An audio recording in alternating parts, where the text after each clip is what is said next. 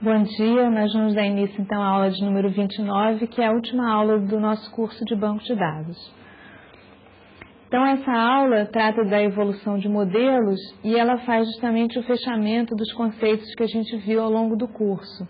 Então, uma das características principais aqui consiste na representação dos dados, na abstração que a gente tem para tratar os dados da realidade através de um sistema de gerência de bases de dados. Então, a gente começou vendo assim, os conceitos mais gerais e a ferramenta principal para fazer essa modelagem no primeiro passo, que é o modelo entidade-relacionamento. Então, nesse modelo, a gente faz a primeira abstração, representa dos dados importantes a serem armazenados, né?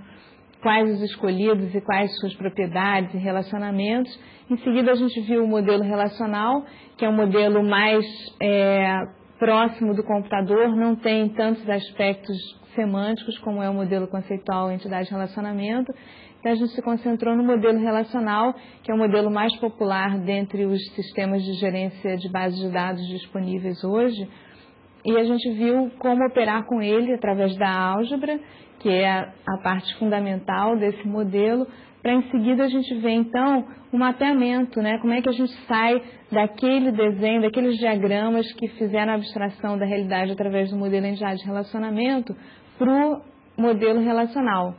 Então a gente viu como é feito esse mapeamento e por fim como é que a gente trabalha com uma base de dados representada com toda essa estrutura do modelo relacional, em tabelas, relacionamentos, integridades de entidade, referenciais e principalmente as consultas, que é um dos objetivos principais de quem está usando um sistema de gerência de bases de dados para trabalhar, é ter uma liberdade muito grande em fazer relações, acessos e combinações entre os dados armazenados. Então, por isso a gente viu o SQL em diversas aulas, com vários detalhes, desde a parte da criação até a parte das tabelas, né, inclusão, modificações e as diversas consultas que a gente pode realizar.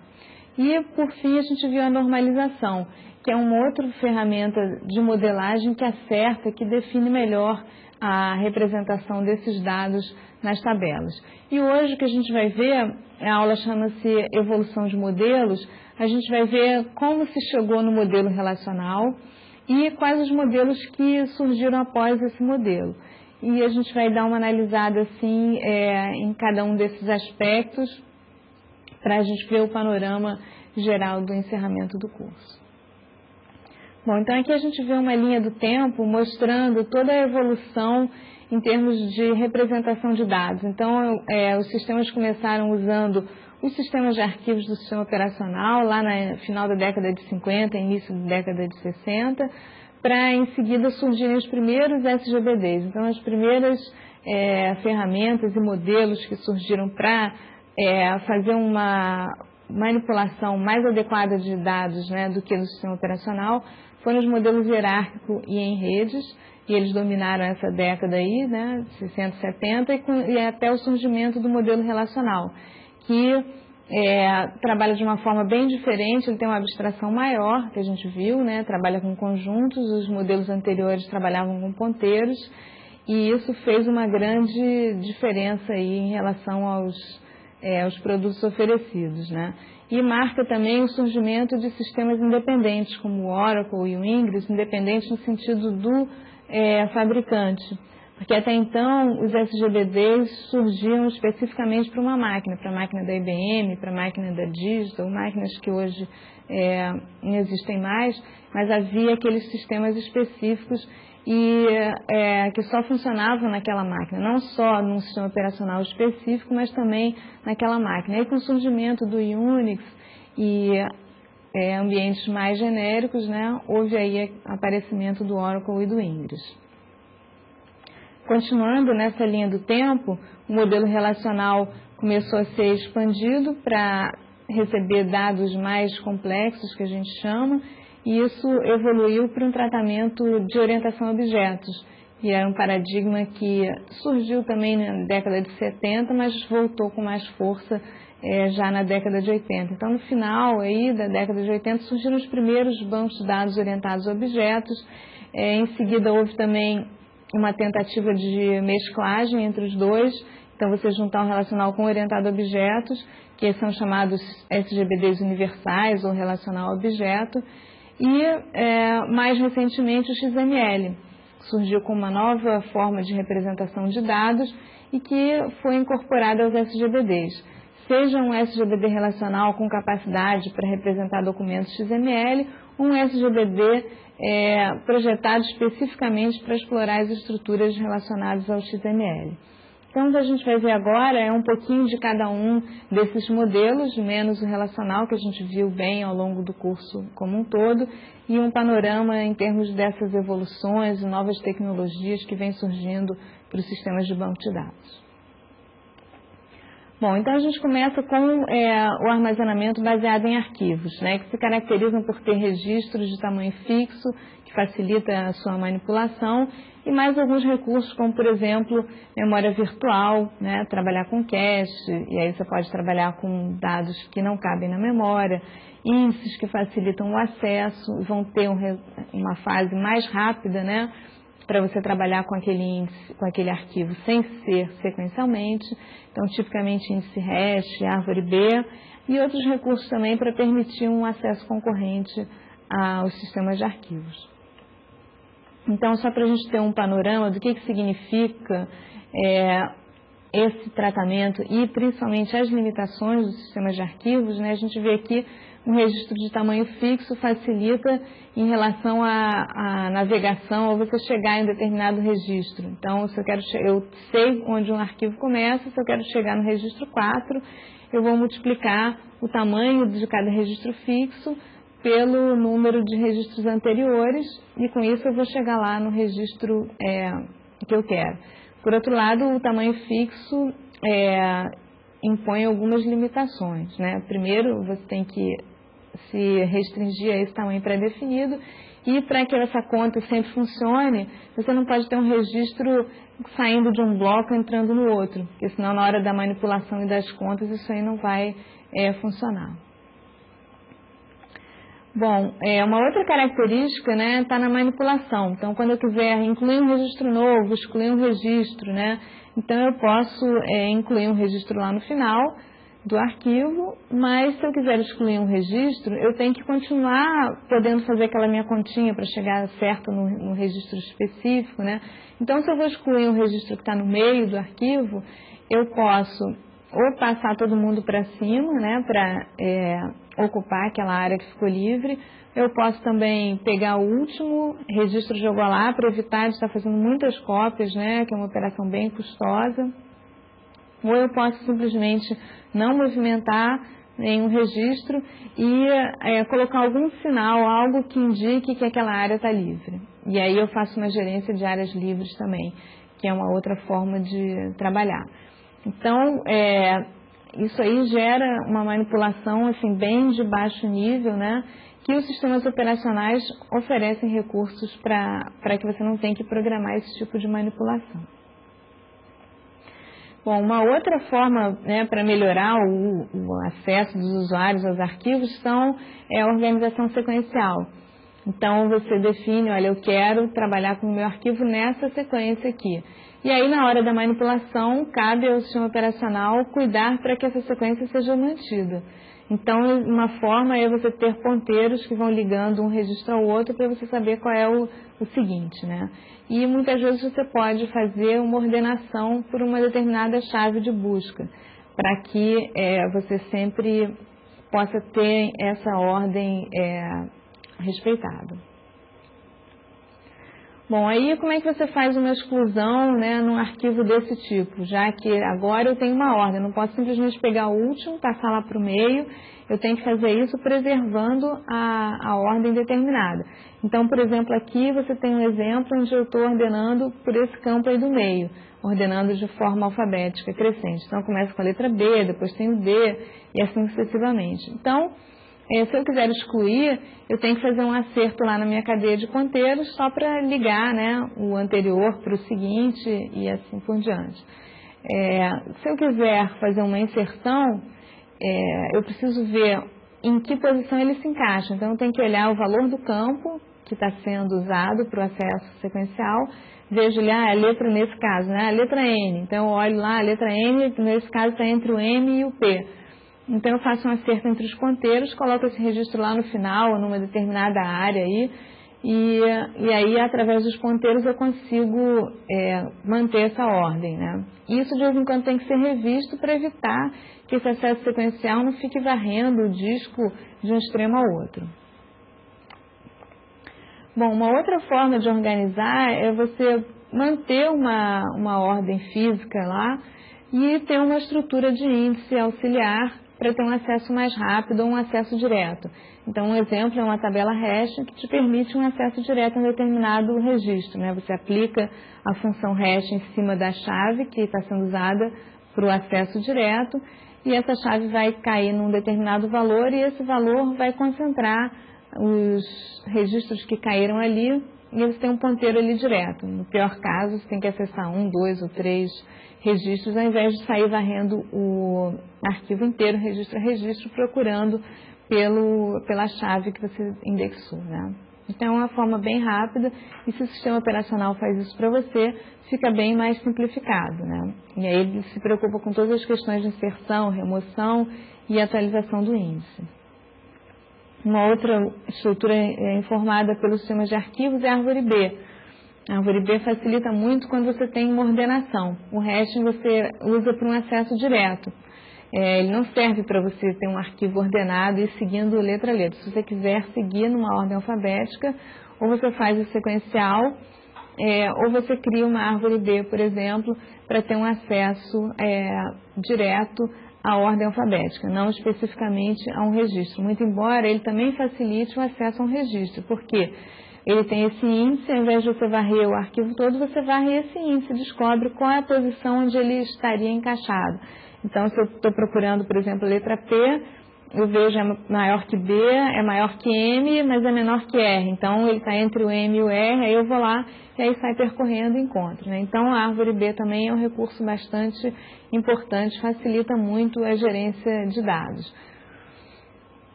Bom, então, voltando àquele primeiro resuminho, né?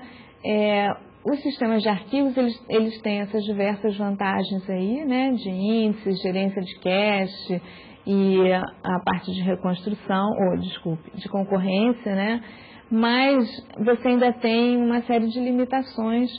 Basicamente, né, você não tem uma forma de representar uma entidade num registro, uma forma de identificar esse registro, né, e muito menos os relacionamentos. Então, para atender a essa dificuldade, né, e outras características mais específicas de uma gerência de banco de dados, surgiram os modelos hierárquicos em redes. Então, final da década de 60, 70, surgiram os primeiros SGBDs, né, usando o modelo hierárquico em rede, já com identificação de registro, para poder ter, não, esse é o registro que identifica o funcionário tal, e não eu ter um registro lá no meio do sistema de arquivos, com índices e tal, mas que não tem aquela identificação. A outra questão é o relacionamento, já que essa identificação facilita você gerar um relacionamento entre dois arquivos, né, entre entidades que estão representadas em arquivos diferentes. E isso com o conhecimento do SGBD e toda a semântica que isso envolve, né. Outra característica que surgiu também foi uma proteção mais específica para os dados do SGBD. Então, você sair da proteção que o sistema operacional oferece, que é genérica para todo mundo, e você entra num nível mais detalhado, esse campo só pode ser visto por esse usuário, então você passa a ter um outro sistema nessa linha, e uma evolução na hora do acesso concorrente. Então você passa a ter o conceito de transações, onde você especifica uma operação que tem que ser executada ou tem que ser desfeita. Então isso também foi uma evolução bem grande em relação aos sistemas de arquivos. Bom, então vamos ver o primeiro modelo de representação, que é o modelo hierárquico. Então, esse modelo trabalha com uma estrutura de árvore, onde eu tenho pais, filhos, né, naquela estrutura de nós, e ele tem essa característica de permitir representar muito bem esse relacionamento de um para muitos. E como isso ocorre com frequência na realidade, é um modelo que tem sua aplicabilidade, né? Mas a restrição dele é que você pode ter um pai com vários filhos, mas o filho só pode ter um pai. Então, é de fato um relacionamento um para muitos, restrito. Então, aqui a gente tem uma representação esquemática da base de dados de empresa que a gente usou ao longo do curso como um todo, que a gente tem departamentos, tem empregados, tem a localização dos departamentos, tem projetos aos quais esses empregados estão alocados e os departamentos aos quais eles pertencem. E como é que a gente poderia representar isso num modelo hierárquico? Bom, o que cai como uma luva são todos os relacionamentos de um para muitos, como é o caso do departamento empregados. Na própria representação do modelo relacional, a gente via que o empregado na tupla tinha um campo para departamento, o que já denota que é um relacionamento de um para um, pelo menos de um ali. E depois, como tem a parte do departamento, a gente vê que é de um para muitos, né? Então, nesse caso, o que a gente pode fazer é começar com o pai, porque o pai é o departamento, né? Então, o departamento é um conjunto de empregados associados. Então, nesse modelo, a gente cria nós para representar os departamentos. Então, em cada nó da árvore eu coloco o nome do departamento, o número, né? Todas aquelas informações que a gente já tinha no modelo relacional. E como é que a gente representa o relacionamento? Tem um ponteiro para os filhos. E aí os filhos ficam meio misturados. A gente tem os filhos assim empregados, no caso localizações, então aí a gente colocou de cores diferentes, mas na verdade ele fica meio embolado lá na representação do modelo hierárquico, né? Então a gente coloca ali embaixo do departamento os empregados. Vejam que esse E8 não é um ponteiro, assim, não é uma identificação, não é uma chave. É a tupla, digamos assim, é o nó que vai representar o empregado. Então, ali, embaixo daquele departamento, eu tenho todos os dados do empregado. Nome, endereço e todas aquelas características que representam, né, o empregado, data de nascimento. E, em seguida, eu tenho a localização desse departamento. Então, eu tenho que colocar tudo a partir daí. A partir do empregado, depois que vem se seguindo, tem que ser com essa hierarquia. Nem sempre isso é possível de ser representado, né? Então, a gente vê aí no departamento 5, o empregado 1, o 2, o 4 e a localização 3 desse departamento é uma das localizações existentes, né? Aí, como é que eu faço os outros relacionamentos do empregado? Bom, eles trabalham em projetos. No modelo relacional, a gente tinha uma tabela que associava projetos com empregados e depois uma outra de projetos com departamentos. Aqui eu já não tenho tanta flexibilidade. O que eu posso fazer é dizer que esse empregado trabalha em determinados projetos, mas sempre em relacionamentos de um para muitos. Então, quando eu tenho um empregado que trabalha em mais de um projeto, eu coloco os diversos projetos dele ali. Mas se outro empregado trabalha no mesmo projeto desse, eu tenho que colocar o projeto ali também. Não tem essa ideia da chave, do identificador. Eu tenho que replicar, digamos, a tupla que representa, porque a forma que eu tenho de chegar é assim, através do relacionamento de contém. Então, eu gero um certo problema aqui, que eu tenho entidades que ficam redundantes no sistema. E a própria característica de você percorrer um conjunto fica meio complicado, né? Se eu quiser percorrer todos os projetos, eu não posso chegar lá direto nos projetos. Eu tenho que seguir de cada departamento, depois de cada empregado e ir navegando, né? Então, ele tem uma série de restrições por conta de usar uma característica que é natural, que é a árvore, né? Que é essa hierarquia, mas que não representa todos os relacionamentos. Bom, então a vantagem, né? Ele é simples de construir, de operar, ele tem essa correspondência com a realidade, né? Então, vários relacionamentos funcionam assim, de um para muitos, né? Nas modelagens que vocês fizeram, vocês puderam observar que isso ocorre, né? Diversas vezes. A linguagem, né? Existe uma linguagem de manipulação para você percorrer, né? A hierarquia, mas ela é muito assim... programável, né? O próprio usuário tem que dar um get e next. Então, pega o próximo, ele trabalha muito com isso. Pega o próximo dentro desse pai. E para você trabalhar, você praticamente tem que ir dizendo todo o caminho, tudo que tem que ser feito. Você tem que, primeiro vai no departamento, agora vê se ele tem gerente com essa característica. Em seguida vai para o empregado, vê os empregados desse gerente que possuem uma determinada propriedade, nasceram no ano X. Depois passa para o próximo departamento. Você praticamente o usuário programa quase tudo que tem que ser feito para uma consulta mais de alto nível, vamos dizer assim. Então, como desvantagens, né?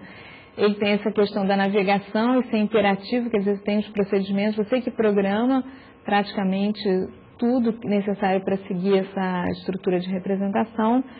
Aí a base de dados fica como essa questão linear, né? Não tem a ideia dos conjuntos.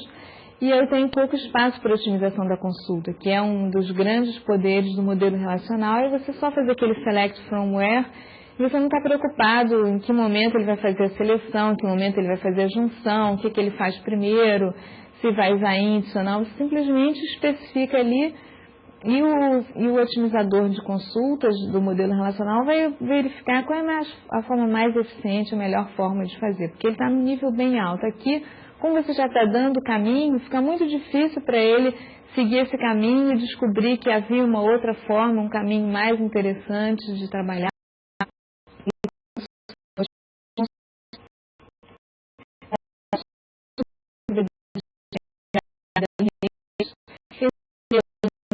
Que vem complementar o hierárquico, ele ainda tem uma característica parecida de trabalhar com ponteiros ligando uma entidade a outra, mas ele permite um relacionamento muitos para muitos. Então, é como se ele fizesse o ponteiro bidirecional, e com isso a gente tem a chance de ter uma oportunidade de representar um muitos para muitos e trabalhar com uma grande gama de relacionamentos que existem na realidade. A questão é que o relacionamento, por ter um ponteiro, ele tem uma direção. Ele não é simétrico, como ocorre no modelo relacional. No modelo relacional, como a gente trabalha com valores, você pode seguir o relacionamento tanto da tabela A para B quanto da B para A. É só você comparar se os dois valores são iguais. A gente nem percebe essa questão.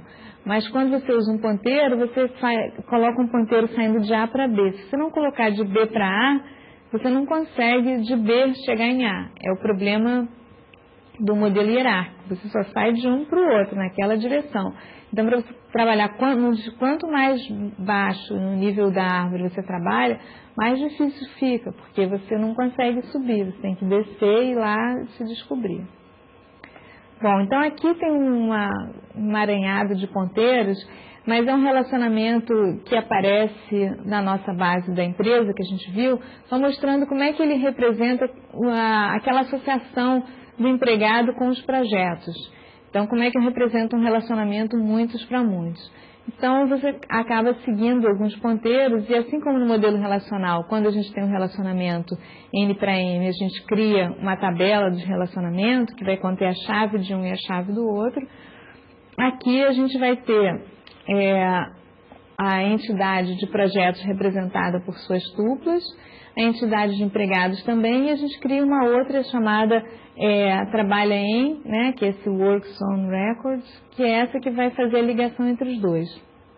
E para a gente chegar lá, a gente pode seguir, por exemplo, saindo de projetos, você pode ver aí, por exemplo, o projeto 1, aí existe um ponteiro ali, First PH. Então, ali diz qual é o primeiro projeto, o primeiro empregado, né, que está associado a esse projeto através daquela outra entidade. Então, seguindo, a gente chega lá naquele W130 que vai relacionar o projeto P1 com um empregado, que é um empregado, no caso, é 2, o 22, que ele está lá, existe um ponteiro para esse 30, né?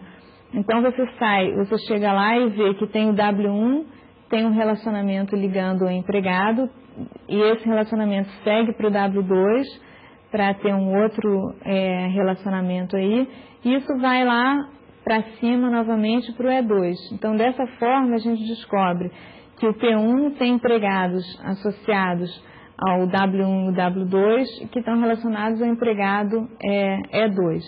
E assim você vai seguindo. No P2, você passa para o W2, aí do W2 você vai para o W3, o índice 40, depois para o W4, e por fim ele retorna. Então assim você segue uma cadeia que vai ligar todos os empregados relacionados a cada projeto, e você tem uma cadeia também do empregado e as suas associações.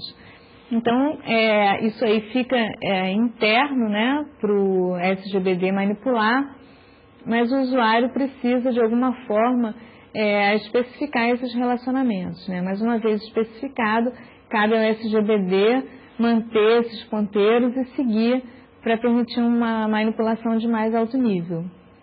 Então, você melhora muito o que havia no hierárquico, mas, por outro lado, você continua tendo que seguir ponteiros, e a linguagem acaba refletindo isso. A linguagem de consulta de um modelo desses, ela também trabalha com me dá o próximo.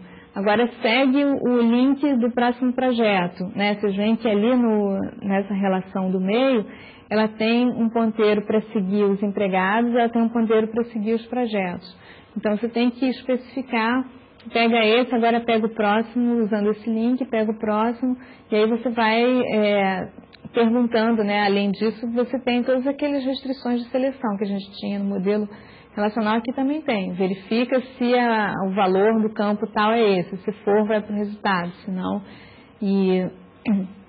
Então, essa foi a forma de trabalho. E o que a gente vê quando você está com ponteiros é aquela dificuldade de trabalhar com um conjunto. Então, que é uma característica principal do modelo relacional, é você poder varrer um conjunto e seguir. Então, como vantagens, né? Você apresenta um relacionamento complexo, que é o N para M, né? É considerado algo complexo, e ele cuida, né, desses ponteiros. O que mudou, ele vai acertando e vai refazendo. Então, essa é a semântica do incluir e excluir os relacionamentos. Além disso, a linguagem, né, ela é considerada assim também de navegação.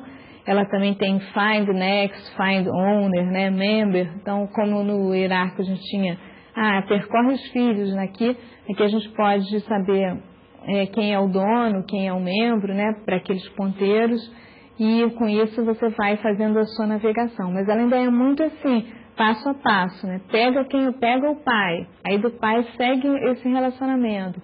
Então, ainda é muito uma programação meio que baixo nível, ainda está muito próximo ao que a gente tinha nos sistemas de arquivos. Então, a outra desvantagem, né, é você no final ter uma complexidade grande de ponteiros à medida que os relacionamentos vão ficando mais complexos, né, e aquela questão da otimização da consulta. Como você também está dizendo passo a passo que deve ser feito, fica difícil para o SGBD saber de um nível mais alto o que você estava querendo e seguir o melhor caminho possível. Então, você fica muito suscetível, né, ao que o usuário definiu, e cabe ao usuário ter essa preocupação de escrever uma consulta já com um plano de execução ótimo, que foge um pouco aos objetivos, né? Bom, então, resumindo, né, esses SGBDs aí da década de 70, o redes e o hierárquico, eles já facilitaram, né, o fato de ter um identificador de um registro para representar uma entidade.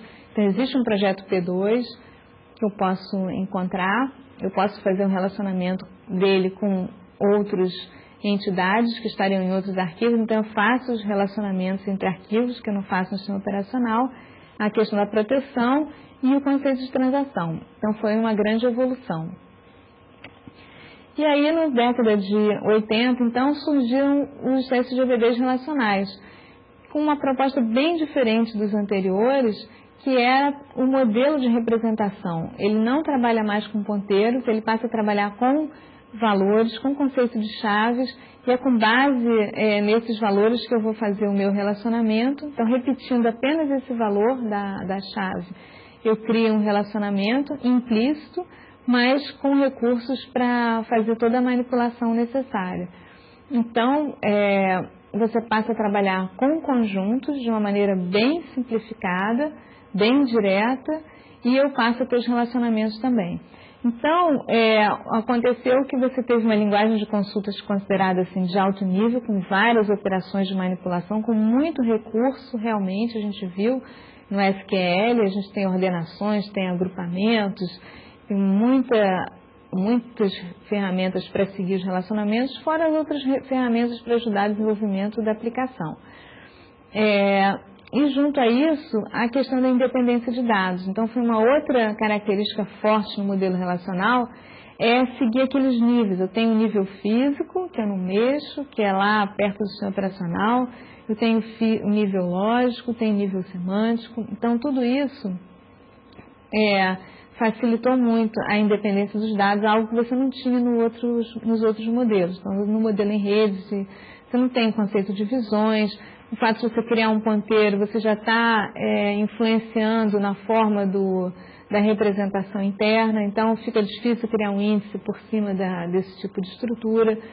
Então, o modelo relacional contribuiu com praticamente essas duas características, né? Então, ele manteve todas as vantagens anteriores, ainda acrescentou uma linguagem de consulta de alto nível que permite otimização e a independência de dados, separando muito bem as camadas de baixo nível e de mais alto nível. Bom, e aí, ao longo da década de 80 e mesmo 90, começaram a popularização do uso desses SGBDs e um volume muito grande de dados a serem armazenados, né?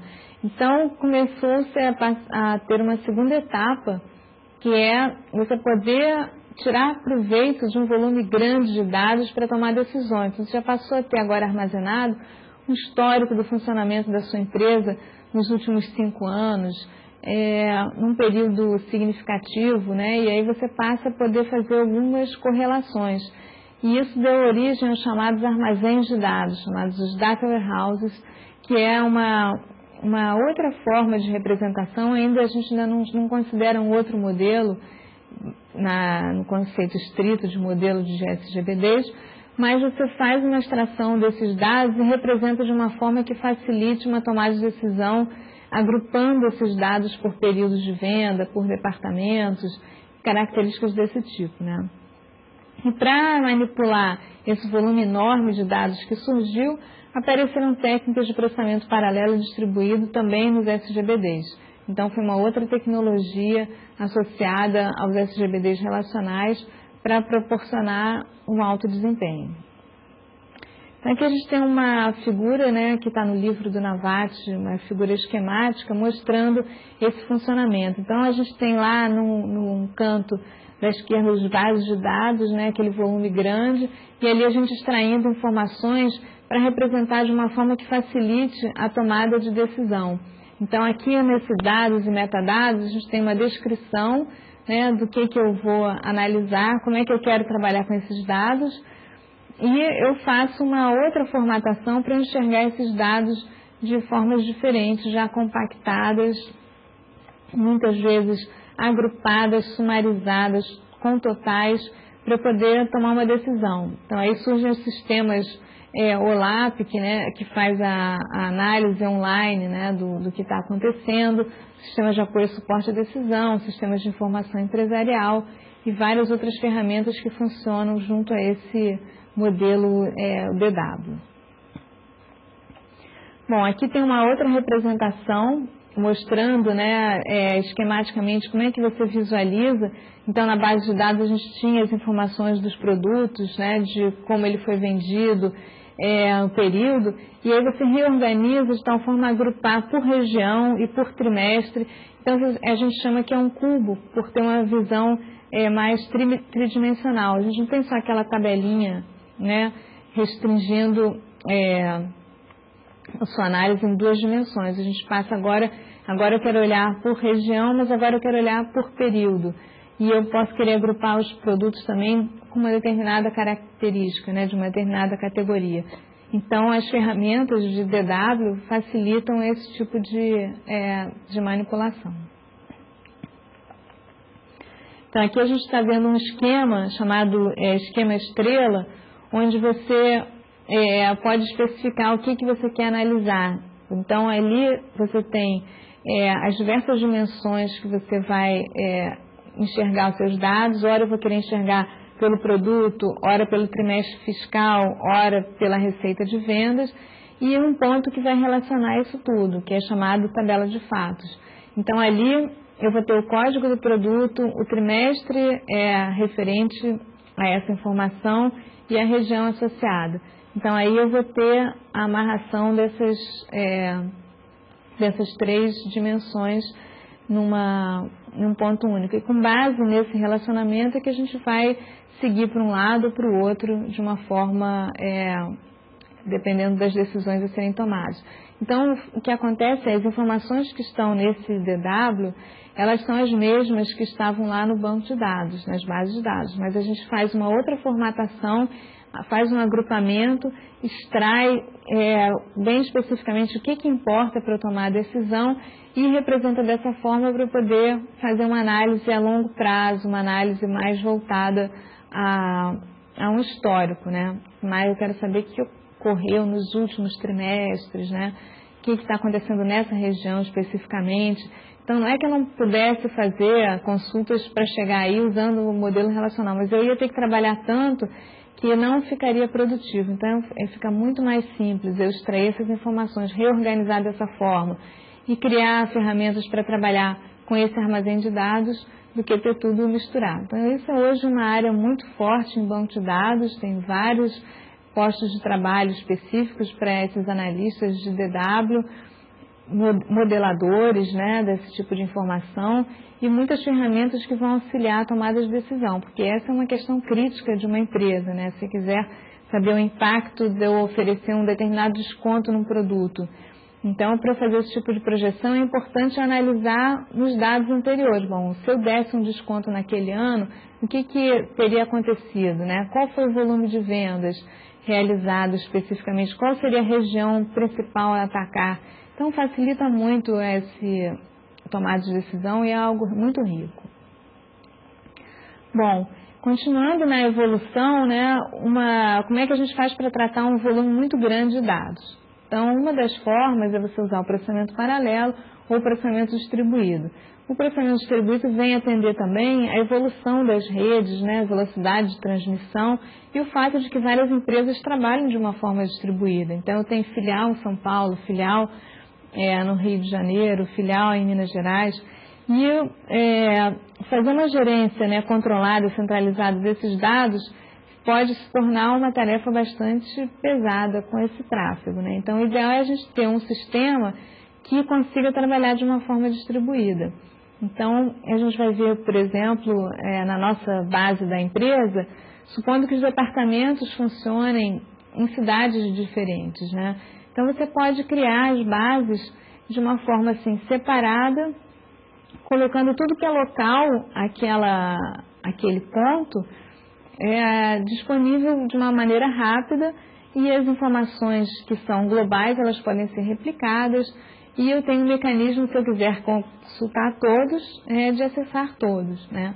Então, com isso, você facilita muito a vida de quem está no ponto específico. Aqui no CEDERJ mesmo a gente tem os polos, né? Então eu posso criar uma base de dados para o polo de Angra dos Reis só com os alunos que tem lá, com os tutores que são de lá, com a infraestrutura que pertence lá e fazer isso específico em cada polo. No momento que eu quiser trabalhar com todos, eu posso mandar consultas para cada um dos polos, eles vão responder essa consulta e retorna para um ponto, né, para quem está fazendo essa solicitação, mas o pessoal que vai fazer a parte administrativa do polo, ele não precisa ficar carregando dados que outros que não têm a menor necessidade. E quem vai fazer uma análise, uma avaliação de um polo, ele também pode trabalhar com aquele subconjunto. Então, no nosso caso aqui, daquela base que tinham departamentos, uma forma de você trabalhar é separar por departamentos. Então, aqui a gente vê aquelas nossas tabelinhas, né? Empregado, departamento, né? Localização, trabalha, já separado. O que a gente fez? Tudo relacionado ao departamento 5 ficou em fragmentos da tabela principal. Então, essa tabela EMP-D5 é considerada um fragmento horizontal da tabela de empregados da minha base, da minha empresa. O que caracteriza é que o DNO de todos esses empregados é 5. E assim a gente foi seguindo os relacionamentos e foi separando. Então, a base ficou muito menor. Você trabalha com um volume bem mais reduzido de empregados, com a localização, os projetos, os dependentes, né? Você não começa a carregar informações que não são necessárias. Então, essa seria uma base fragmentada para o departamento 5, que pode ficar, por exemplo, no sítio 2. E aqui a gente tem uma base do departamento 4. Então, essa tem 3 empregados, né? Tem menos projetos. E aí, enquanto eu estiver trabalhando no escopo do departamento 4, eu estou com uma base pequena que pode caber em memória, que vai ser tudo assim muito rápido. E quando eu quiser trabalhar com os 2 departamentos, ainda posso ter um processamento paralelo. Mando uma consulta para o NOR, que tem os dados do departamento 4, mando essa mesma consulta para o departamento 5, os 2 calculam e no final eu junto o resultado e analiso. Então, até nesse lado pode ser uma vantagem também. Então, hoje, a maioria dos bancos de dados relacionais oferecem recursos para distribuição.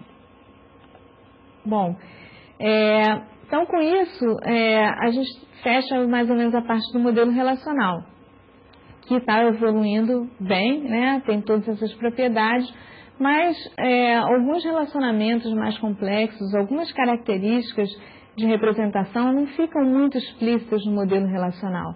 Então, por exemplo, a própria hierarquia, que muitas vezes é interessante, você não tem muito como distinguir. Então, quando você faz um relacionamento no modelo relacional, você perde aquela semântica que às vezes você tem lá no modelo entidade de relacionamento. Eu sei que isso aqui é um relacionamento, é uma representação por relacionamento ou eu simplesmente parte de, está associado. Tudo isso vira o mesmo tipo de representação interna.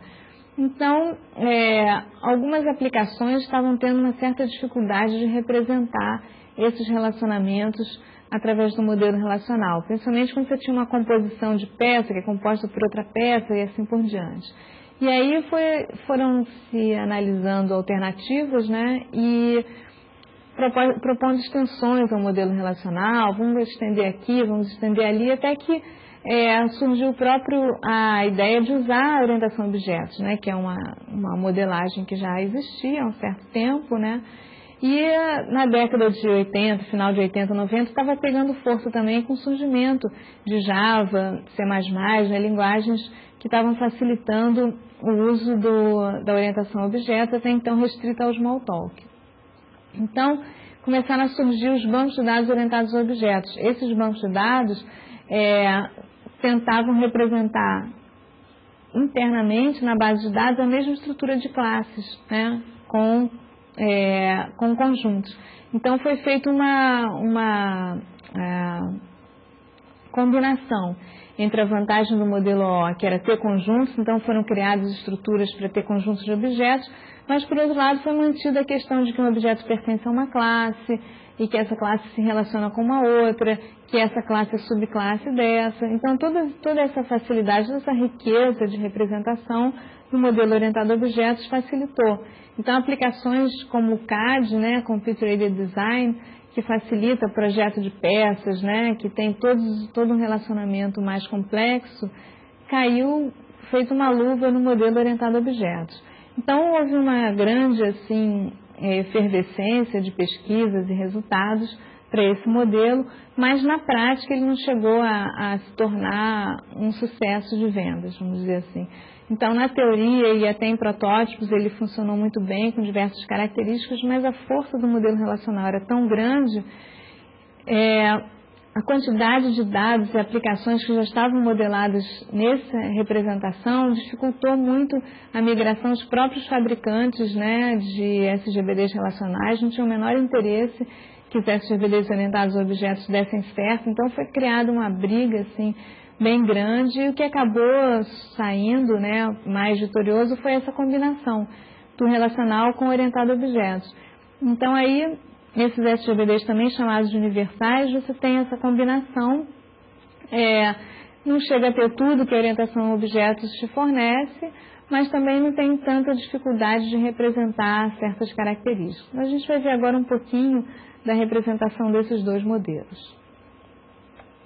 Então aqui a gente tem um grafo, né, um esquema orientado a objetos. Então, para quem não tem familiaridade, assim, tem uma certa dificuldade em seguir, até porque nesse desenho a gente está misturando, de certa forma, o esquema, né, então a descrição dos dados com as instâncias, com as tuplas, vamos dizer assim. Então aqui a gente vai ver aquela mesma base de dados da empresa com outro tipo de representação.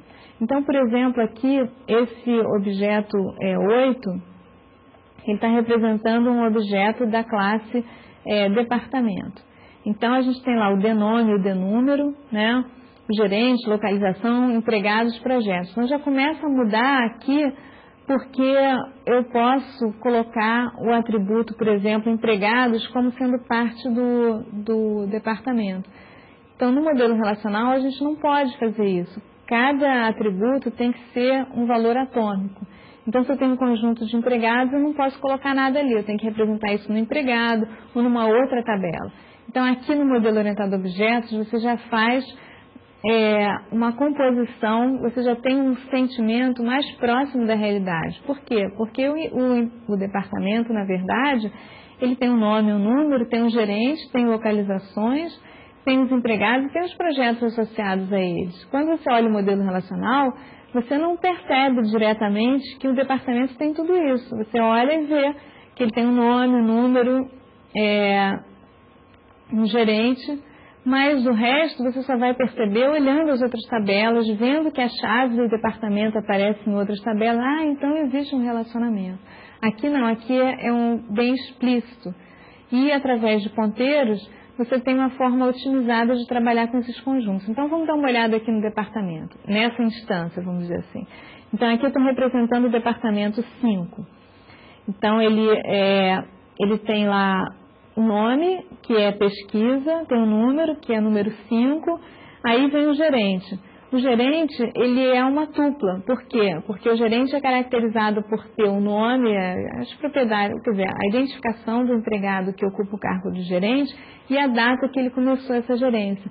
Então, você já associa esses dois e coloca. No modelo relacional, ele aparece ali, pelo nome, a gente percebe que data de início da gerência está relacionada àquele atributo gerente. Mas por que ele não é algo como localização? Se eu usar um nome tipo data de início, eu posso achar que é a data de início da fundação do departamento, por exemplo.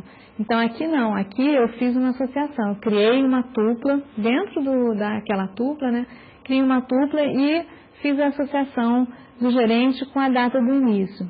E aí, no gerente, eu já coloco a identificação do empregado que ocupa o cargo de gerente. Então, no caso, a gente tem, no modelo orientado a objetos, essa identificação é um ponteiro, né? Mas é um identificador único que vai me proporcionar um acesso rápido ao empregado e direto, né? Que gerencia esse departamento. Não vou precisar fazer uma junção da tabela de departamento com a tabela de empregados, tal que o SSN seja igual. Não, eu já tenho ali, olha, o gerente é o identificador tal, tal, tal. E o modelo tem um acesso direto a esse identificador. Então, isso facilita muito a manipulação e a própria concepção. O próprio usuário ele enxerga isso de uma outra forma, né? Ele enxerga de uma forma mais direta, ele consegue ver ali. Agora eu quero os empregados que trabalham no departamento 5. É só eu pegar o atributo empregados e olhar os identificadores, e seguir aquelas identificações, eu tenho todas as informações dos empregados necessários. Não tem que fazer junção de duas tabelas envolvendo todo mundo, porque eu estou trabalhando especificamente com o departamento 5. Se eu quiser trabalhar com conjuntos, eu também posso. E aí eu vou ter uma manipulação semelhante. Mas quando eu estou trabalhando especificamente com alguém que eu escolhi, né, eu tenho tudo ali à mão. Então a ideia é como se eu tivesse tudo próximo, não a entidade, ela não está representada de forma espalhada, fragmentada, isolada em diversas tabelas. Ela está ali, o departamento tem tudo, né? Então essa é a característica bem interessante do modelo orientado a objetos. eu poder ter estruturas, representar outras tuplas ali dentro, e eu poder ter conjuntos, né? Então, essa vem a parte estrutural. Além disso, tem uma parte importante das operações, que são os métodos, né? Então, na orientação a objetos, a gente define métodos associados a classes, e aqui a gente também pode definir isso. Então, eu já posso compartimentar operações importantes para o departamento. Então, toda a semântica que eu quero modelar, né? Tudo fica arrumado dentro de um único conceito. Eu coloco ali como é que eu quero incluir um novo departamento. Eu coloco uma rotina específica, não é um insert genérico. Então, na hora de incluir um departamento, eu quero que seja verificado isso e isso. Então, não só as restrições de integridade, restrições de domínio e outras características que eu possa querer programar também. Então, ele tem basicamente de novidades, né, essa questão de quebrar a atomicidade dos valores das tuplas e a parte dos métodos. Bom, aqui a gente pode ver a codificação, só para a gente ter uma ideia, né, de quando eu crio uma tabela, né, no caso, quando eu crio uma classe, o que ocorre. Então, vocês podem ver que eu estou criando um tipo, não tem mais a noção de todo mundo é tabela. Não, eu estou criando um tipo empregado que ele tem essas propriedades, string, caractere, e uma parte importante é, por exemplo, supervisor. Supervisor não é uma string, ele é um objeto do tipo empregado. Então, tem um autorrelacionamento aí, departamento é do tipo departamento. E lá no departamento tem lá algo assim mais flexível, né? Tem a tal tupla, o gerente sendo do tipo empregado, e eu tenho, por exemplo, empregados, é um conjunto de objetos do tipo empregado. Então, quando eu olho a definição da classe, de certa forma já vejo todos os relacionamentos que ela possui, né? Com quem que ela se relaciona, e está tudo bem explícito e direto. Bom, então, o que fez o modelo relacional, né? Ele pegou essas características importantes e úteis, né, que estavam dando certo no modelo orientado a objetos e incorporou, como, por exemplo, a quebra da tonicidade dos atributos. Então, você passa agora a não ter mais um modelo normalizado e você passa a ter, então, um alinhamento de valores e tuplas e relacionamentos dentro da própria tabela. Então, aí a gente vê um exemplo, aquela mesma tabela do departamento, mas agora no modelo relacional objeto, ou objeto relacional. Então, o que a gente vê? Continua tendo atributo número, nome, gerente, mas, por exemplo, empregado passou a estar aqui. Eu tenho agora um conjunto de empregados que pertence a esse departamento. Além disso, eu posso colocar também os dependentes embaixo de cada empregado. Então, você começa a ter o alinhamento, você começa a ter a hierarquia e valores múltiplos sendo representados. A mesma coisa em projetos e localizações. Então, agora você também tem aquela noção de que o departamento possui empregados, projetos e localizações. E não ter que sair percorrendo uma série de tabelas, entidade de relacionamento, fazendo essa associação, né?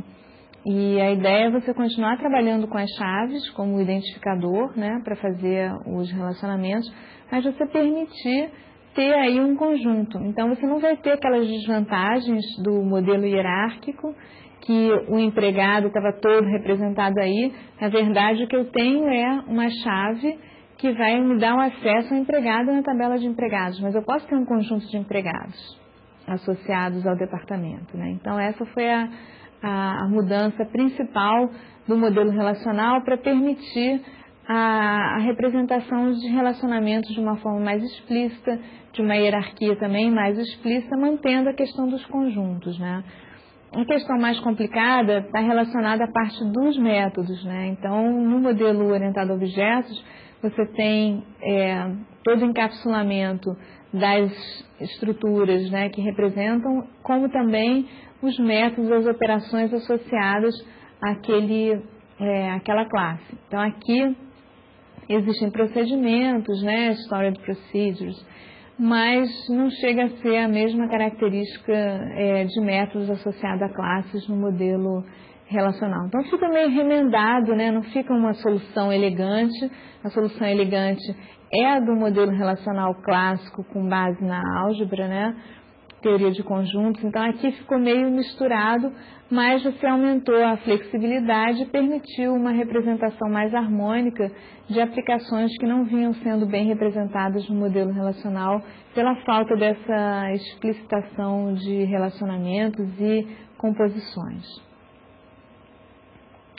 Bom, o próximo modelo que surgiu, né, nessa evolução foi o modelo XML. Na verdade, esse modelo surgiu muito por conta da evolução da web, né, de comércio eletrônico, da popularização do HTML e a intensa troca de dados que começou a aparecer na web. Então, não foi um movimento que surgiu da comunidade de banco de dados, como foi o caso da orientação a objetos, foi mais um movimento surgido da comunidade da web, que gerou o padrão XML e acabou colocando um desafio, né, ou uma nova proposta para os SGBDs, que seria trabalhar com esse tipo de representação.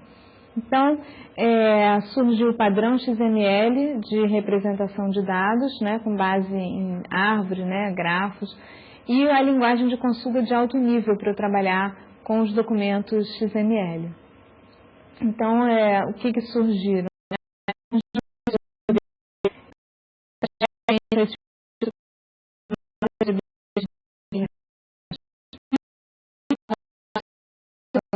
Relacionais a objetos começaram a incorporar também características para poder armazenar dados, documentos XML, poder processar consultas XQuery nesses SGBDs originalmente definidos para trabalhar com o modelo relacional. Então, aqui a gente tem um exemplo também da base de dados de empresa, mostrando como é que funciona essa organização do XML. Característica importante aqui é que ele tem aquela parte de árvores, né? Então, você tem esse conceito de hierarquia, mas você tem, como você também trabalha com chaves, também trabalha com identificadores, não é complicado você seguir os relacionamentos em outras ordens, né? Não existe aquela obrigatoriedade e limitação de trabalhar com um único sentido, né, de direção do relacionamento, embora haja aqui uma questão explícita mesmo da hierarquia. Então, a gente vê aqui, por exemplo, né, a parte de projetos, tendo o nome do projeto, número, localização, e os trabalhadores do projeto estão representados aí a partir da chave, né, do identificador lá, o SSN, e mais algumas informações úteis, importantes para a representação do projeto. Então, a gente vê que a gente pode ter um conjunto aqui, eles estão agrupados, né, são os trabalhadores daquele projeto. Então, você tem o alinhamento também e tem o relacionamento através do identificador. Bom, então aquela é uma representação estrutural assim gráfica, e como é que fica na linguagem de definição propriamente dita. Então, aqui é mais para chamar a atenção da diferença de um documento HTML para um documento XML, né? O documento HTML a gente conhece bem, são os documentos que definem as páginas na web, e a linguagem que está por trás dos tags é uma linguagem de formatação, uma linguagem que diz como exibir aqueles dados que eu quero divulgar ou que fazem parte da minha página.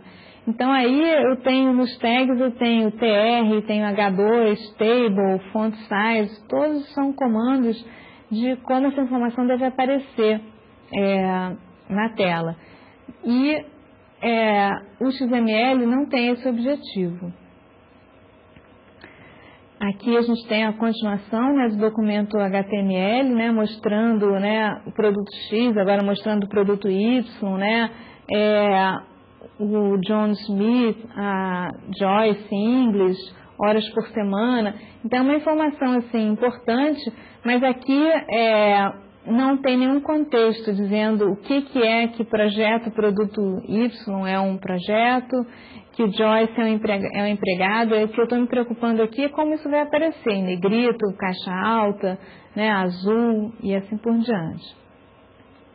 Então, essa mesma informação, se eu quisesse trabalhar de uma forma estruturada, né, dando uma semântica, dizendo o que ela representa, colocando que estaria, digamos, numa tabela para que ela pudesse ser exibida em HTML, né, eu tenho a representação em XML. Então aqui a cara é bem parecida, porque é uma linguagem que também trabalha com as tags, só que agora essa tag não diz como mostrar, e sim o que é essa informação.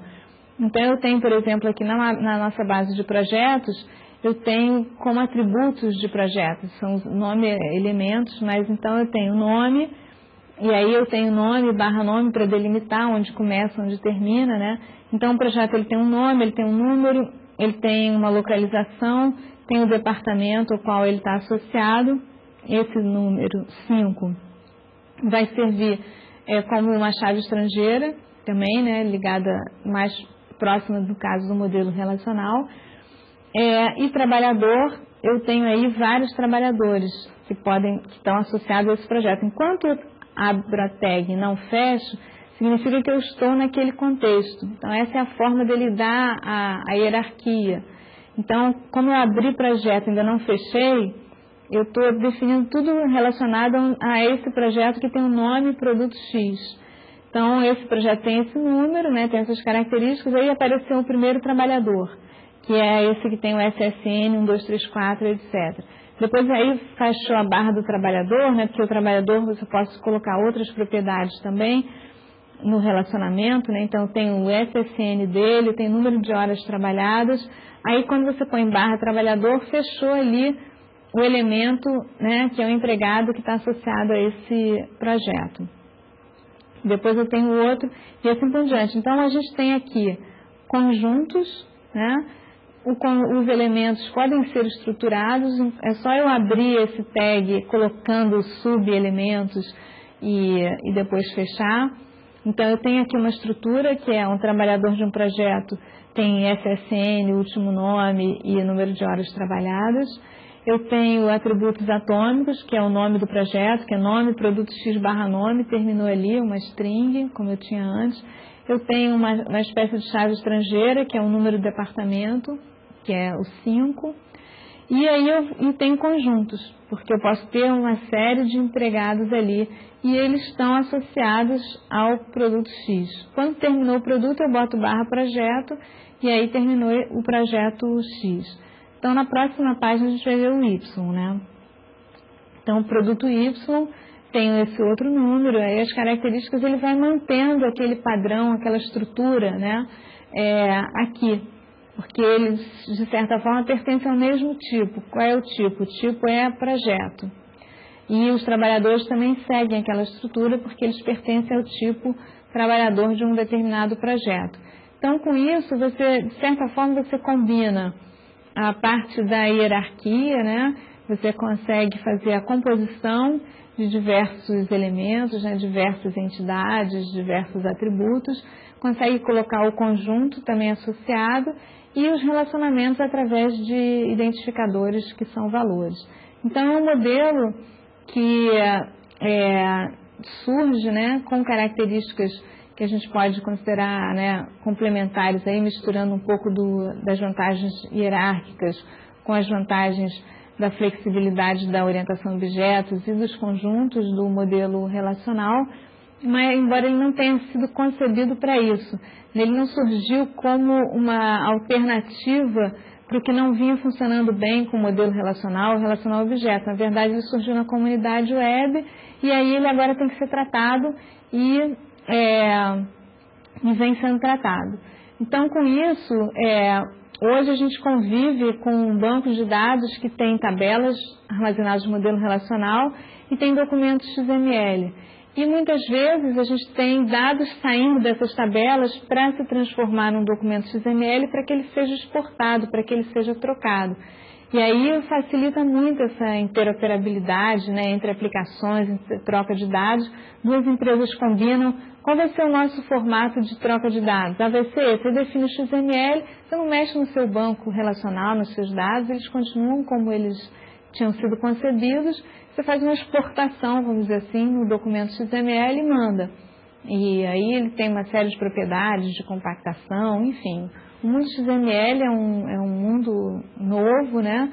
E a gente ainda não sabe se os modelos, né, os bancos de dados nativos, né, que já surgiram para trabalhar com esse modelo, então é um banco de dados que só trabalha com XML, vamos dizer assim, e para isso ele é todo otimizado, e tem todas as estruturas de índice e armazenamento voltadas para esse tipo de representação, que não é o caso do modelo relacional, que permite o armazenamento, né?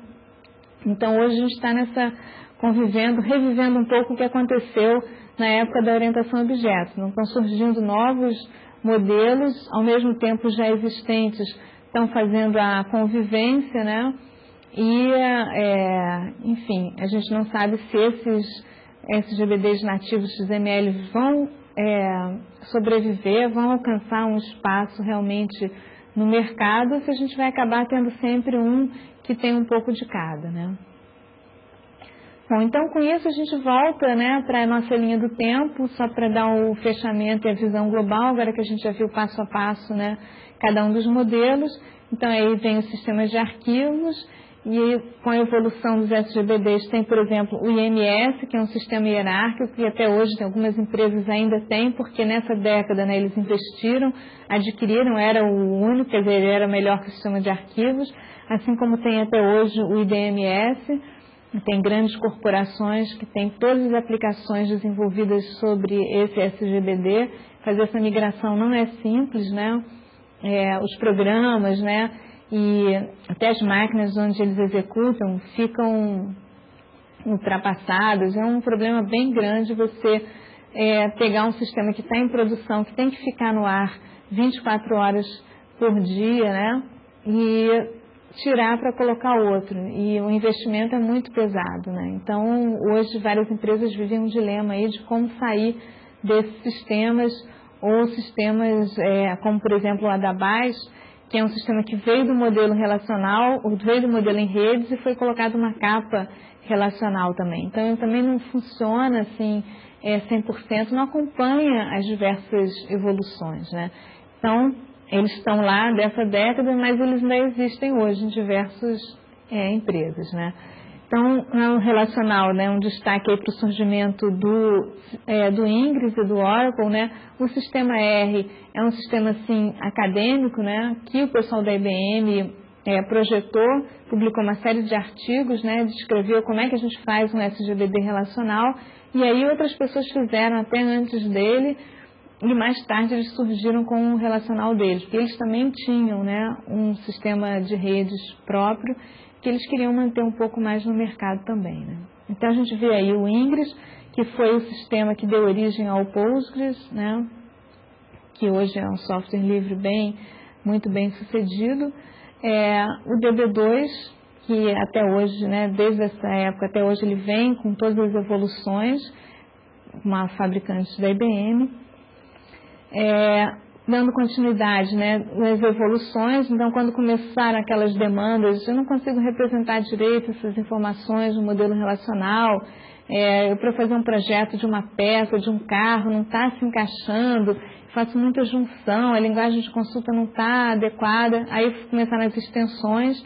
Então, esses foram alguns protótipos de extensão que culminaram, então, em bancos de dados orientados a objetos e no relacional objeto, então o surgimento do Postgres, né, os modelos universais, e aí finalmente chegando no modelo XML, a gente colocou aí o Tamino como sendo um exemplo de um SGBD nativo, tem o Exist também, que é software livre, está disponível.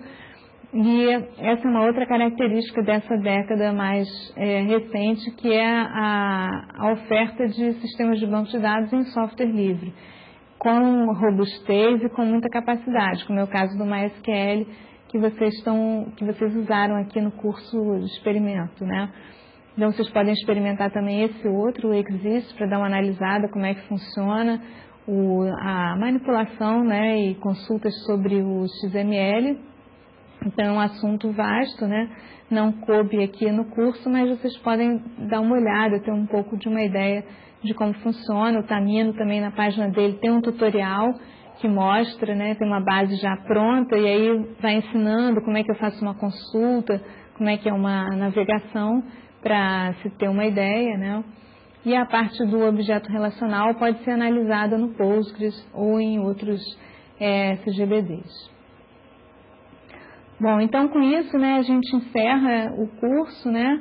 Nós vimos esses diversos tópicos e um pouco dessa evolução para vocês terem uma ideia, né, de como começou, o que domina o mercado hoje e o que apareceu, e para estarem alertas assim, em termos do que pode evoluir, né, como é que a gente pode ter que conviver, mas a base de tudo, assim, o mais importante, né, o recurso onde todos eles se recorrem é o recurso do modelo relacional, é o SQL. Vocês podem ver que todas as linguagens que surgiram, elas têm a cara do SQL para aproveitar essa cultura. Então, essa é uma característica que a gente quis deixar bem forte aqui no curso, né? O modelo relacional e a linguagem de consultas SQL. Então, muito obrigada.